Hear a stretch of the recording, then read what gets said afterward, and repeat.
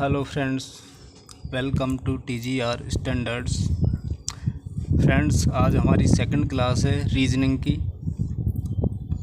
Reasoning के अलावा बाकी सभी क्लासें होंगी और आज जो डेली जीके की क्लास के जगह पे आज एक्स्ट्रा क्लास वाली क्लास होगी दोस्तों।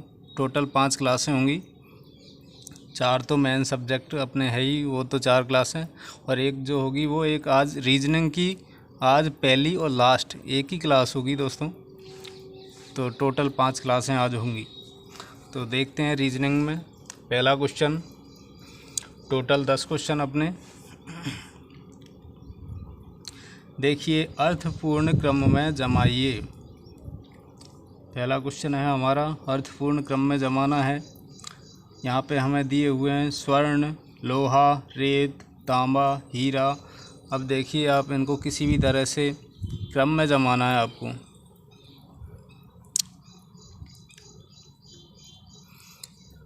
तो आपको यहाँ पे क्रम देखिए थोड़ा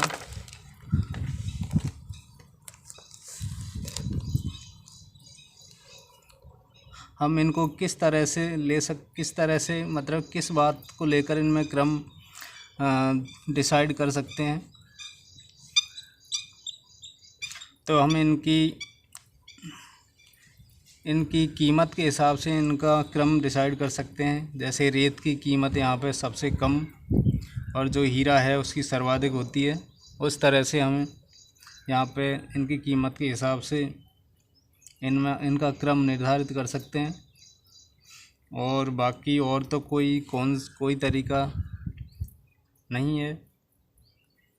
देखिए, अगर इनका कीमत के आधार पे क्रम निर्धारण करें तो देखिए, सबसे पहले सबसे कम कीमत रेत की। देखिए, रेत नंबर एक नंबर पर रेत।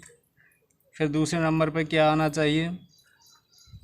लोहा, फिर तांबा, फिर स्वर्ण और लास्ट में हीरा। तो सबसे पहले रेत की सबसे कम कीमत, फिर लोहे की उससे ज़्यादा, फिर तांबे की और ज़्यादा, फिर स्वर्ण की इससे भी ज़्यादा, फिर लास्ट में सर्वाधिक हीरे की कीमत होगी। तो कीमत के हिसाब से इनका अर्थपूर्ण क्रम ये होगा। सबसे पहले रेत, फिर लोहा, फिर तांबा, फिर स्वर्ण, फिर हीरा। इस तरह से हम ऑप्शन देख के अपना आंसर लगा सकते हैं।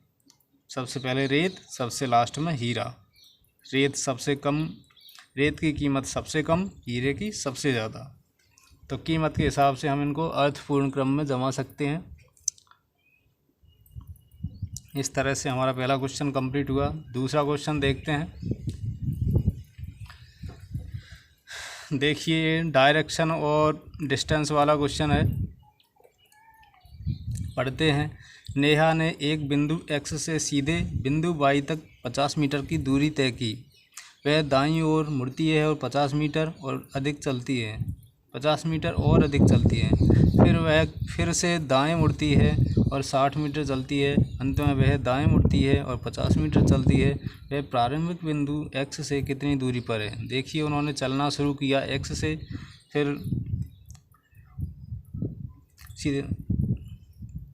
फिर उनके लास्ट पॉइंट और प्रारंभिक पॉइंट के बीच की दूरी पूछी गई है। तो कितनी है? कभी कभी हमसे दिशा भी पूछी जाती है। तो देखते हैं दूरी। जैसे जैसे क्वेश्चन में कहा जा रहा है वैसे वैसे करते जाइए। देखिए, शुरू करते हैं यहाँ से। नेहा ने एक बिंदु X से देखिए, यहाँ X बिंदु है, इन्होंने यहाँ से शुरू किया है। देखिए, इसमें दिशा नहीं दी हुई है किस दिशा में, तो हम मान लेते हैं हम किसी भी दिशा से शुरू कर सकते हैं। हम इधर से शुरू कर लेते हैं। देखिए, X से सीधे बिंदु Y तक 50 मीटर की दूरी तय की। देखिए, हम ये 50 मीटर मान लेते हैं। ये Y बिंदु हो गया। X से Y तक 50 मीटर। फिर वह दाईं ओर मुड़ती है। देखिए, इधर चलेंगे तो दाईं ओर अपना इधर होगा, बायां उधर होगा, दायां इधर। तो दाईं ओर मुड़ती है और 50 मीटर और अधिक चलती। देखिए, इधर 50 मीटर चलती है, 50 मीटर। मुड़ती है और 50 मीटर और अधिक चलती है। फिर वह फिर से दाएं मुड़ती है। देखिए फिर से दाएं इनका यूँ चलने, इस दिशा में चलने वाले पर्सन का दायां हिस्सा देखिए इधर होगा, तो इधर देखिए दाएं मुड़ती है, फिर कितना चलती है देखिए, फिर वह से दाएं मुड़ती है और 60 मीटर, देखिए 60 मीटर, मतलब इससे लंबी खींचनी है अपन को रेखा। मान लेते हैं ये 60 मीटर चली है, इधर 60 मीटर हो गया।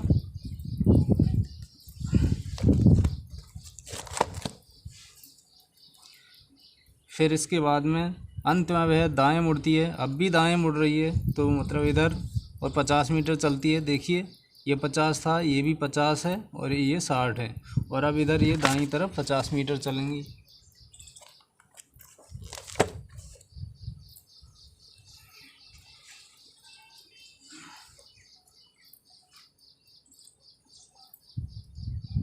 तो 50 मीटर दाएं, देखिए ये 50 है, इधर भी 50 इसकी सीध में आएगा, मतलब यहाँ पे। तो ये यहाँ 50 मीटर चलने के बाद ये यहाँ पे आ जाती है नेहा। तो अब क्या पूछा गया हमसे, देखिए ये इनका स्टार्टिंग पॉइंट है, यहाँ से ये यहाँ तक चली 50 मीटर, फिर दाईं मुड़ी 50 मीटर फिर चले, फिर दाएं मुड़ने के बाद 60 मीटर चली, फिर दाएं मुड़ने के बाद 50 मीटर चली। तो ये इनका स्टार्टिंग पॉइंट, ये लास्ट पॉइंट, शुरुआत यहाँ से की, यहाँ पे लास्ट में यहाँ तक आ गए। तो अब हमसे क्या पूछा है, देखिए वह प्रारंभिक बिंदु x से कितनी दूरी पर है। देखिए प्रारंभिक बिंदु ये रहा, अब इनका लास्ट बिंदु ये, तो कितनी दूरी हुई है, देखिए ये दूरी है 50, ये टोटल है 60। तो देखिए यहाँ तक, मतलब ये डिस्टेंस कितनी होनी चाहिए, ये इसके बराबर, तो ये 50 हो गई और ये बची हुई 10 होनी चाहिए, मतलब ये दूरी 10 हो जाएगी। तो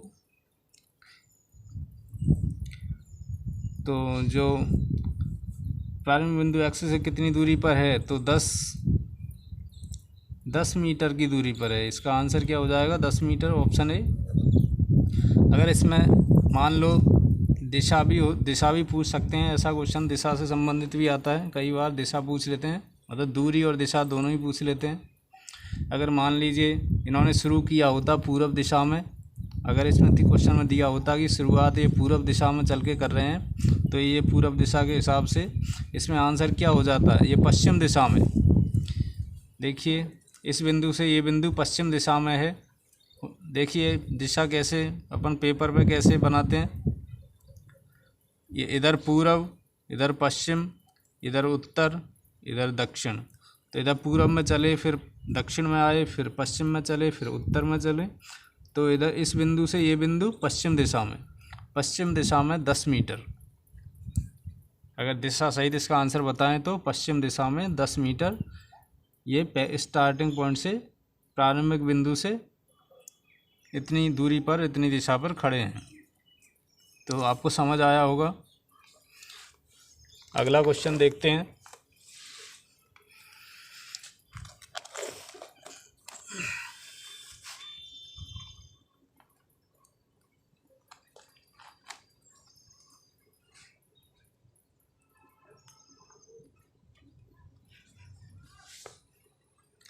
देखिए एक परिवार में 6 सदस्य, ये पजल का क्वेश्चन है जिसको बोलते हैं पहेली। एक परिवार में 6 सदस्य A B C D E और F, 6 सदस्य हैं, दिया हुआ है। C F की बहन है। देखिए हम समझते चलिए, लिखते चलिए, 6 सदस्य हैं टोटल, C F की बहन है, लिख लेते हैं C और F। देखिए C F की बहन है, C का हमको पता है कि ये स्त्रीलिंग है, F का पता नहीं है, चलो अभी मान लेते हैं C जो है वो F की बहन है। B E के पति का भाई है। B जो है यहाँ पे लिख लेते हैं B E के पति का भाई है। मान लीजिए E का पति, कुछ भी जो होगा यहाँ पे E लिख लेते हैं। E ये स्त्रीलिंग है, इनका पति ये पुल्लिंग, ये दोनों भाई हैं,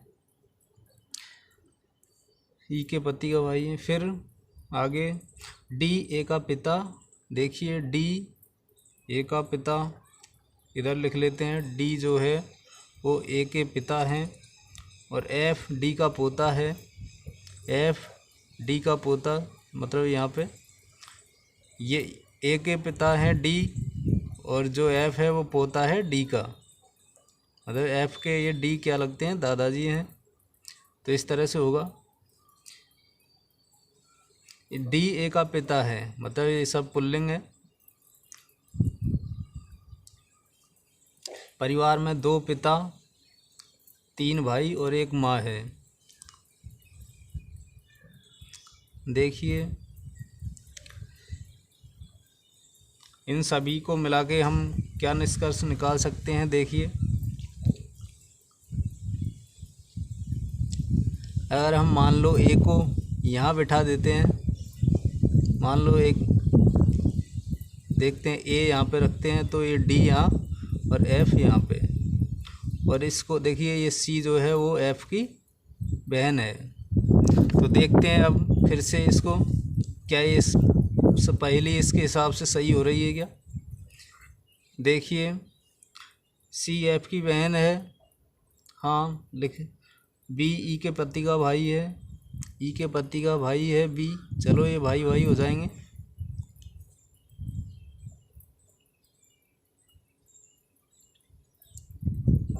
डी ए का पिता, हाँ, और एफ डी का पोता है।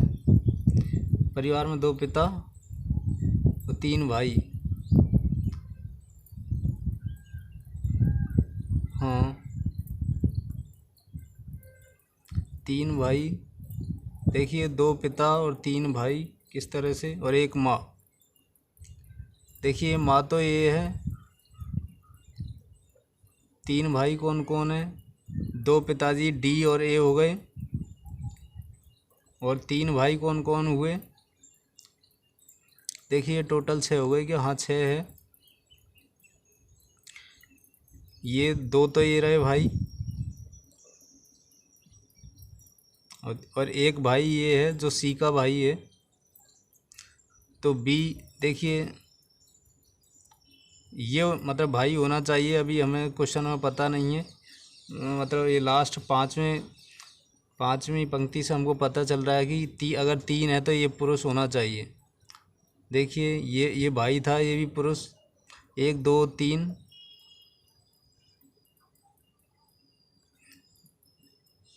तो 3 भाई इस तरह से हो रहे हैं। सी का भाई है एफ, और ये दोनों भाई है, तो 3 भाई हो गए, और 1 माँ ई है, माँ एफ की माँ ई, सी की भी माँ ई, और क्या दिया हुआ है। देखिए हमको 13 नंबर का क्वेश्चन में पूछा है कि पुरुष सदस्य कितने हैं, 10, मतलब भाई देखिए 2 क्वेश्चन है 13 और 14, भाइयों का समूह बताना है 13 नंबर में। भाइयों का समूह कौन कौन सा है, तो देखिए बी ए और एफ ये तीनों भाई हैं। देखिए एफ तो किसका भाई है, सी का, और बी और ए ये दोनों भाई हैं, तो भाई यहाँ पे कितने हैं, देखिए बी ए एफ ये तो हैं भाई। हमारा 13 नंबर के क्वेश्चन का आंसर आ गया। भाइयों का समूह कौन सा है, तो बी ए एफ ये भाई हैं, और ये सी जो है वो एफ की बहन है, ई जो है वो सी और एफ की माँ है, और डी दादा है सी और एफ के, ए के पिता हैं और बी के भी पिता हैं। तो इस तरह से हमको ये पूरी पहेली समझ आ जाती है। फिर इसी से संबंधित 14वें नंबर का 14th नंबर का क्वेश्चन देखिए, उसमें क्या पूछा है, पुरुष सदस्य कितने हैं। तो देखिए पुरुष सदस्य कितने हैं यहाँ पे, देखिए ये भी इनके दादाजी हैं, दादाजी, तो ये भी पुरुष हैं। टोटल देखिए 1 2 3 4 पुरुष हैं, 2 महिलाएं। तो महिला मतलब एक औरत और एक उसकी बेटी, तो कुल 4 यहाँ पे क्या है, पुरुष सदस्य। कौन कौन से, डी, फिर B A F, D B और ए का पिताजी है, फिर ए का बेटा एफ है, तो कुल ये 4 पुरुष सदस्य हो गए। तो इस तरह से आपको समझ आया होगा। नेक्स्ट क्वेश्चन देखते हैं।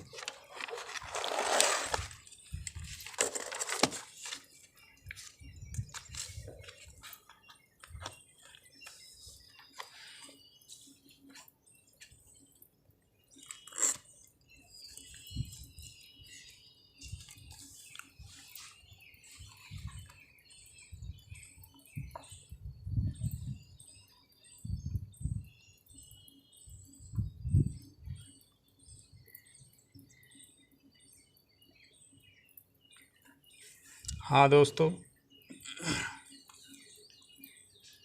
देखिए 15 और 16 दो क्वेश्चन इसी से संबंधित है, स्तंभ 1 और स्तंभ 2। इसमें देखिए स्तंभ 1 में जो दिए हुए हैं जो शब्द, उनसे ये कूट हैं, मतलब इनको कोड किया गया है इस तरह से। KEY को 3 2 1 लिखा गया है। ऐसे PEN को लिखा गया है, पिंक को लिखा गया है, टिन को लिखा गया है। फिर हमसे पूछा गया कि इस तरह अगर इनको इस तरह से लिखते हैं तो काइट का कूट क्या है, मतलब काइट को किस तरह से लिखेंगे। अगर की को हमने इस तरह से लिखा है, पेन को ऐसे लिखा है, पिंक को इस तरह से लिखा है, टिन को ऐसे लिखा है, तो हम काइट को किस तरह से लिख सकते हैं। और एक और क्वेश्चन है कि आई को कैसे लिखेंगे। तो ये दो क्वेश्चन इसी से संबंधित। तो देखिए हम सबसे पहले पता लगाएंगे कि KEY मतलब ये जो लिख रखा है कौन सा, तो के का क्या कोड है, ई का क्या है, वाई का क्या है, ऐसे ही पी का, एन का, सभी का हमको मालूम करना है कौन सा कोड किसका है। तो देखते हैं। देखिए जैसे हम पहले और दूसरे शब्द में देखें KEY PEN, देखिए इसमें ई दोनों में समान है, बाकी दोनों दो पद हैं वो दो अक्षर है वो अलग है। तो ई तो दो समान है, तो इन दोनों में कोई एक अंक समान होना चाहिए। देखिए 2 2 इसमें भी 2 आ रहा है, तो ई बराबर यहाँ हो जाएगा 2। ई बराबर 2 है, बाकी 2 2 अलग है तो वो अलग है। अब फिर पहले और तीसरे में देखते हैं क्या क्या मिल रहा है। देखिए के है इसमें, और क्या है EY नहीं है। तो देखिए दोनों में एक अक्षर समान है, तो एक अंक भी समान होगा इन दोनों में। कौन सा है, देखिए 1 आ रहा है, तो K बराबर क्या हो जाएगा, K बराबर 1। इन पहले और तीसरे से K बराबर 1 आ जाएगा। फिर देखते हैं पहले और चौथे में कोई समानता है क्या, TIN, देखिए कुछ कोई भी अक्षर नहीं मिल रहा है यहाँ पे। फिर देखते हैं दूसरे में और तीसरे में देख लीजिए PEN, P देखिए N है, P है, दो इनमें 2 मिल रहे हैं। तो देखिए दूसरे और चौथे को देख लीजिए पहले। P देखिए P नहीं है, E नहीं है इसमें, N देखिए N दोनों में कॉमन है, तो इन दोनों में कोई एक अंक कॉमन होगा। देखिए 5 4 2, देखिए हाँ तो 5, देखिए दोनों में 5 आ रहा है, इधर दोनों में क्या आ रहा है N, तो N बराबर क्या है 5।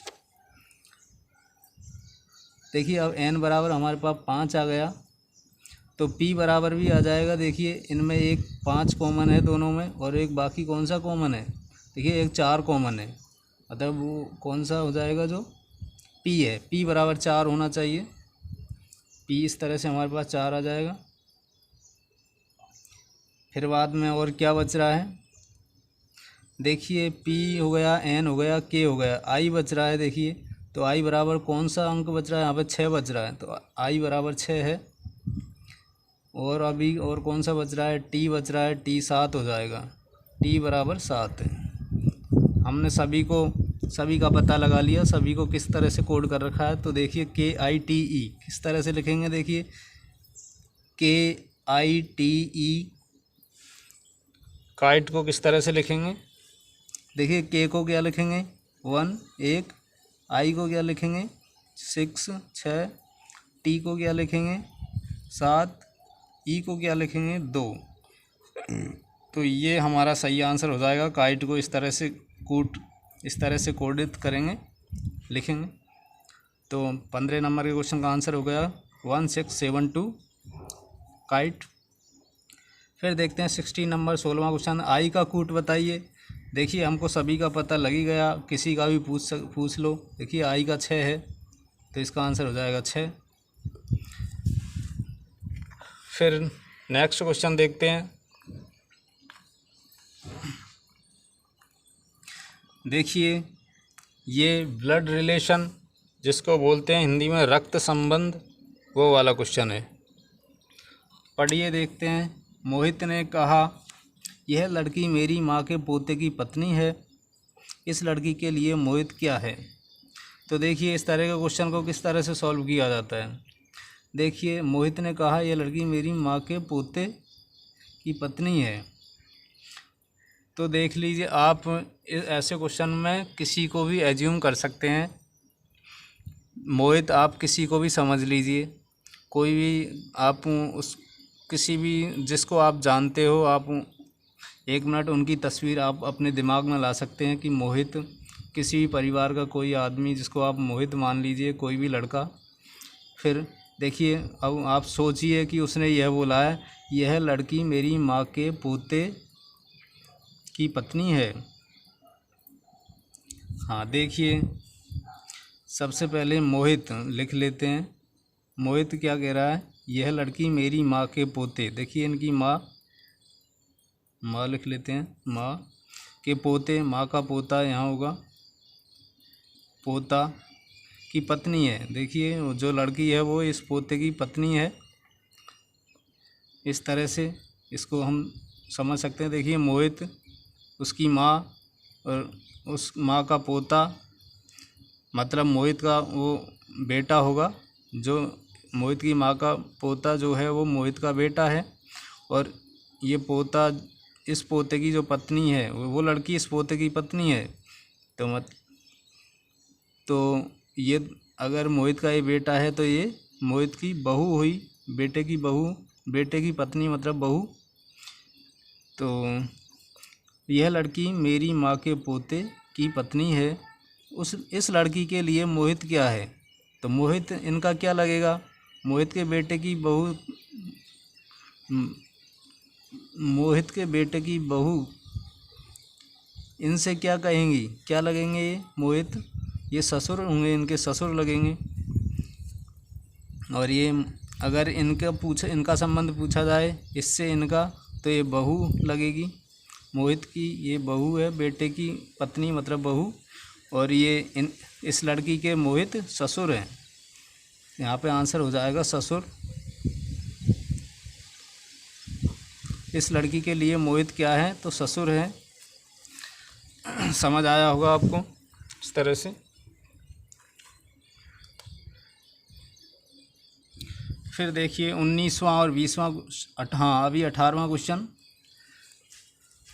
देखिए आपको बताना है इन चारों में, देखिए किस तरह से संख्याओं को सेट कर रखा है, जमाया हुआ है यहाँ पे। इस तरह से आपको, जिस तरह से 30, 24, 18, 12 इन दोनों संख्याओं की हेल्प से आया है, वैसे ही आपको इन दोनों संख्याओं से यहाँ पे क्या आना चाहिए ये बताना है। तो देखिए यहाँ 30 किस तरह से आ सकता है इन दोनों संख्याओं से, ऐसे यहाँ 24 कैसे आ सकता है इन दोनों संख्याओं से, सोचिए। जोड़कर, घटाकर, कैसे भी।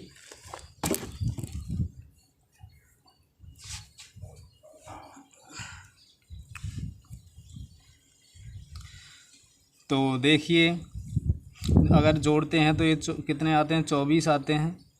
मतलब अब घटा के देखते हैं, अगर 17 में 7 घटाएं तो 10 को अगर 3 से गुणा करें तो 30 आता है।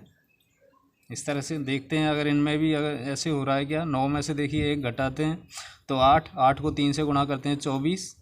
हाँ मतलब सही है ये भी। ऐसे ही इसको भी देखते हैं, सभी को चेक करते हैं। 11 में से 5 को घटा दे 6 बचते हैं, 6 को 3 से गुणा करेंगे तो 6 3 18, यहाँ भी सही आ रहा है। 12 में से 8 को घटा देंगे 4 बचेंगे, 4 को 3 से गुणा करेंगे 4 3 12, सही आ रहा है। मतलब इस पहली वाली संख्या में से दूसरी को घटाना है, फिर उसको 3 से गुणा कर देना है। 13 में से 6 को घटाएंगे तो कितने बचेंगे 7। गुणा करना है अब इसको 3 से, कितना आएगा 7 × 3 = 21। तो यहाँ पे इसका आंसर क्या, यहाँ पे क्या आना चाहिए, कौन सी संख्या आनी चाहिए 21। हमारा आंसर हो जाएगा 21। इस तरह से हम इसका आंसर बता सकते हैं।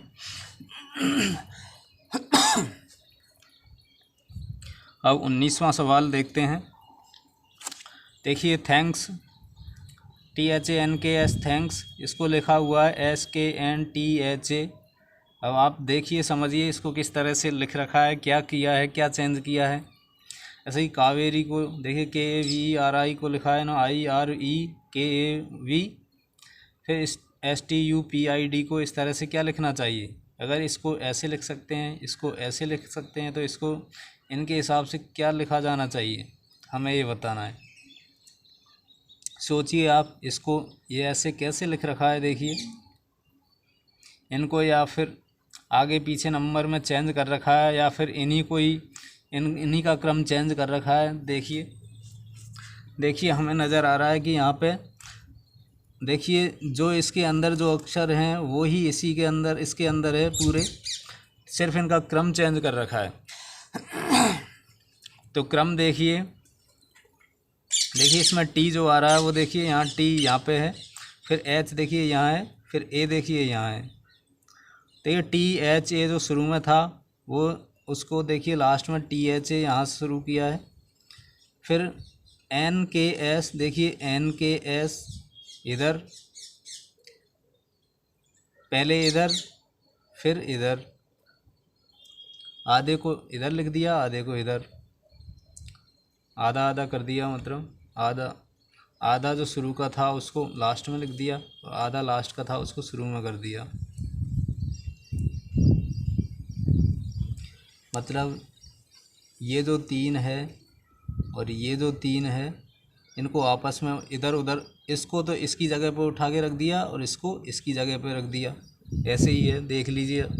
नहीं, ऐसे नहीं है, इनका क्रम चेंज देखिए, एस सबसे पहले आ रहा है, ऐसा नहीं है, सिर्फ इसको रखा है यहाँ पे और इनको इनका क्रम चेंज कर दिया, उल्टा कर दिया, मतलब यहाँ रखने के बाद उल्टा कर दिया।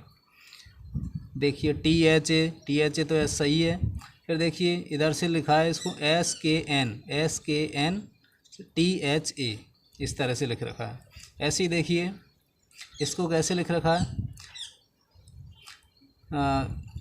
शुरू के 3 लास्ट के 3, देखिए IRE, फिर कैसे KAV, इधर से चलो फिर इधर से चलो, पहले इस दिशा में चलना है इन तीनों के लिए, फिर इस दिशा में चलना है, ऐसे ही इस दिशा में चलो इन तीनों के लिए, फिर इधर चलो। तो कैसे DIP फिर STU, ऐसे लिखा जाना चाहिए। देखिए क्या आएगा यहाँ पे, DIP और STU, ये आना चाहिए। इन दोनों के हिसाब से इसका आंसर ये आना चाहिए। आपको समझ आया? देखिए फिर देख लेते हैं एक बार। देखिए THA जो था उसको लास्ट में लिख दिया, NKS मतलब इसको इधर से शुरू किया, SKN THA, इधर से शुरू करो फिर इधर से करो, इधर से शुरू करो फिर इधर से करो, इधर से करो।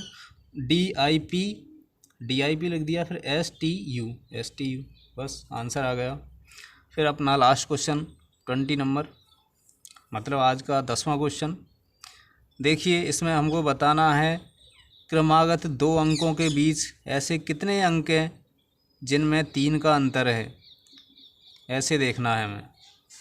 ऐसे कितने युग्म हैं क्रम से आने वाले जिनके बीच में अंतर 3 का है। तो देखते हैं। देखिए यहाँ पे 7 और 4 में कितने का अंतर है, 3 का है। 4 और 2 में कितने का अंतर है, 2 का है। यहाँ तो 2 और 6 में कितने का अंतर है, 4 का है। 5 और 6 और 5 में 1 का है। 5 और 8 में 3 का है। 8 और 3 में 5 का है। 3 और 9 में 6 का है। 9 और 4 में 5 का है। 4 और 1 में 3, 1 और 6 में 5 का, 6 और 2 में 4 का, 2 और 3 में 1 का, 3 और 7 में 4 का, 7 और 4 में 3 का, 4 और 7 में 3 का, 7 और 8 में 1 का, 8 और 9 में 1 का, 9 और 6 में 3 का, 6 और 3 में 3 का। तो देखिए 3 3 जहाँ भी आ रहा है उन मतलब 3 अंतर देखिए, 1